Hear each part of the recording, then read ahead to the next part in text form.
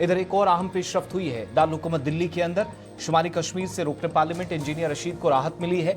Jail हुकाम की निगरानी में पार्लियामेंट लाने का उनको हुक्म सुनाया गया है और यह अहम तरीन फैसला NIA की खुसूसी अदालत ने किया। पार्लियामेंट की सिक्योरिटी एहलकारों के सुपुर्द उन्हें किया जाएगा। शुमाली कश्मीर से बारामुल्ला से रुकन पार्लियामेंट इंजीनियर रशीद मौजूदा मॉनसून के सेशन में शामिल हो सकेंगे, इस बात की उन्हें इजाजत मिल गई है। 24 जुलाई से 4 अगस्त तक यानी परसों से वो इजलास में शिरकत करेंगे। लोकसभा इजलास में शिरकत की इजाजत दे दी गई है। फोन, मोबाइल, इंटरनेट, मीडिया या किसी से मुलाकात की इजाजत उनको बिल्कुल नहीं होगी। हर रोज इजलास के बाद वो वापस तिहाड़ जेल जाएंगे। सफर और इंतजामात के तमाम अखराजात भी इंजीनियर रशीद खुद बर्दाश्त करेंगे। फैसला एक मुंतखब MP के जमहूरी हुकूक को कमजोर करता है। इस फैसले के बाद जो अवामी इत्तेहाद पार्टी का रद्देमल आया है वो बता रहे हैं कि कानूनी टीम जल्द ही दिल्ली हाई कोर्ट में अपील दायर करेगी और मुकम्मल और गैर मशरूत शिरकत का हक मांगा जाएगा या दरख्वास्त दायर की जाएगी।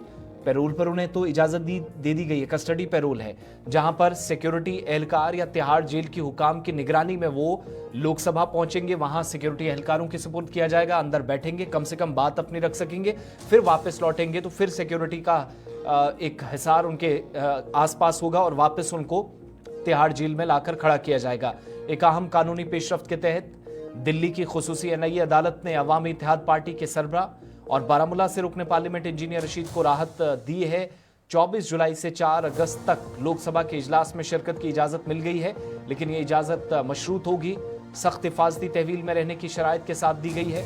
अदालती हुक्म के मुताबिक इंजीनियर रशीद को इजलास के दौरान जेल हुकाम की निगरानी में पार्लियामेंट लाया जाएगा और पार्लियामेंट सिक्योरिटी या मार्शल्स के सुपुर्द किया जाएगा। उन्हें फोन या इंटरनेट के इस्तेमाल, मीडिया से गुफ्तगू, पार्लियामेंट के अहाते में बाहर किसी से भी मुलाकात की इजाजत कतअन नहीं होगी।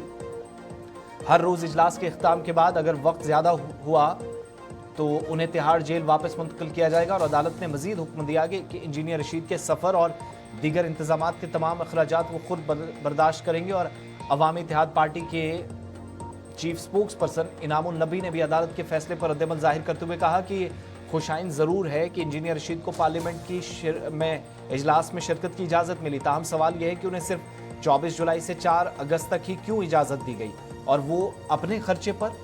यह निहायत सख्त अफसोसनाक फैसला उनके मुताबिक है। उन्होंने कहा कि पार्टी कानूनी या लीगल टीम से फैसले को दिल्ली हाई कोर्ट में चैलेंज करने की तैयारी कर रही है। साथ साथ AIP के मुताबिक सवाल यह भी पूछा जा रहा है कि वही जज हैं जिनने इंतखाबी मुहिम के दौरान अबूरी जमानत दी थी, अब सिर्फ महदूद और सख्त तहवील या फिर पैरोल क्यों?